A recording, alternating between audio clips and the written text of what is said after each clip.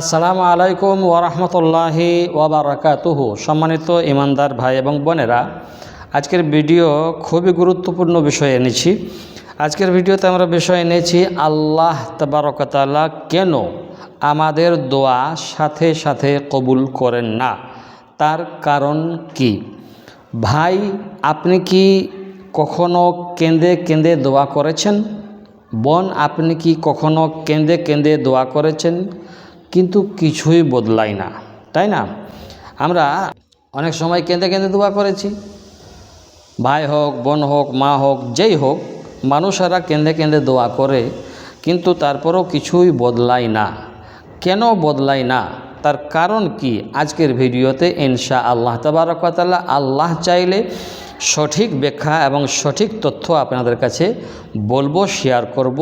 যদি ভিডিও নতুন হয়ে থাকেন বা চ্যানেলে নতুন হয়ে থাকেন, তাহলে অনুগ্রহ করে চ্যানেলটি সাবস্ক্রাইব করে দিয়ে আমাদের সাথে এবং আমাদের পাশে থাকবেন। তো চলুন ভিডিও শুরু করব। মূল আলোচনায় আমরা চলে যাব।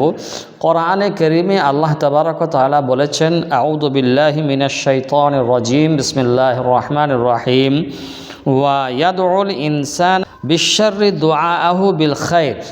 এটা সূরা আল ইসরা আয়াত নম্বর 11-তে আল্লাহ তাআলা বলেছেন, যার অর্থ হলো মানুষ অনেক সময় এমন জিনিস চায়, হ্যাঁ না? দোয়ার মধ্যে মানুষ অনেক সময় এমন জিনিস চায় যেটা তার জন্য ক্ষতিকর, হ্যাঁ না? কিন্তু সে বুঝতে পারে না। হয়তো তার জন্য আল্লাহ তাবারক ওয়া তাআলা আমাদের দোয়া সাথে সাথে কবুল করেন না, এটাও কারণ হতে পারে। হাদিসে রাসূলুল্লাহ সাল্লাল্লাহু আলাইহি ওয়াসাল্লাম বলছেন যে, ইউস্তাজাবু বিল আবদি মা লাম ইয়াজআল। সহিহ বুখারীতে রয়েছে, যার অর্থ বান্দার দোয়া কবুল হয় যতক্ষণ না সে তাড়াহুড়া না করে। তাহলে দেখুন, আমরা যখন দোয়া করি তখন অনেক সময় এমন জিনিস চেয়ে বসি যেগুলো আমাদের নসিবে থাকেই না, বা আমরা অনেক সময় এমন জিনিস চাইতে গিয়ে অনেক তাড়াহুড়া করে ফেলি যেগুলো করা চলে না, হ্যাঁ না? দোয়াতে কোনো তাড়াহুড়া চলবে না, এবং দোয়াতে এমন কোনো জিনিস চাওয়া চলবে না যেগুলো আমাদের নসিবে নেই বা যেগুলো আমাদের জন্য ক্ষতিকর। তাই আল্লাহর কাছে কিভাবে দোয়া করব? দোয়া এইভাবেই করব, আল্লাহ দুনিয়া ও আখিরাতে আমার জন্য যেটা ভালো হবে সেটা আমাকে দিন, এবং যেটা খারাপ হবে সেটা আমাকে দিবেন না।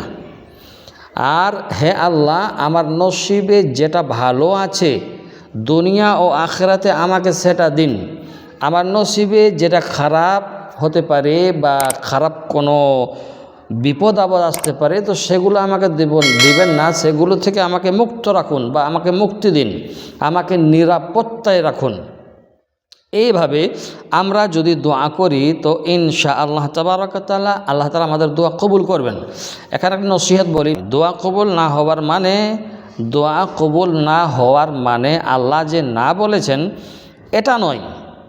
কখনো কখনো দোয়া কবুল হতে দেরি হতে পারে, আবার কখনো বদলা কখনো আখিরাতের জন্য জমা হতে পারে। আপনার এবং আমার যদি এই কথা হৃদয়ে লাগে তো একজনের সাথে আপনি অবশ্যই শেয়ার করতে পারবেন। আর আঙ্গুলে যদি ব্যথা না হয়ে থাকে তাহলে আপনি লাইক দিতে পারবেন। হয়তো যাকে আপনি এটা পোস্ট করবেন বা শেয়ার করবেন আমার ভিডিওটা, হয়তো তার জন্য দোয়ার দরজা খুলে যাবে, এমনও হতে পারে। তাহলে আমরা বুঝতে পারলাম যে দোয়া কবুল হয় না কেন, বা দোয়া কবুল হতে দেরি হয় কেন। আশা করব বুঝতে পেরেছেন। ভালো থাকবেন। আসসালামু আলাইকুম ওয়া রাহমাতুল্লাহি ওয়া বারাকাতুহু।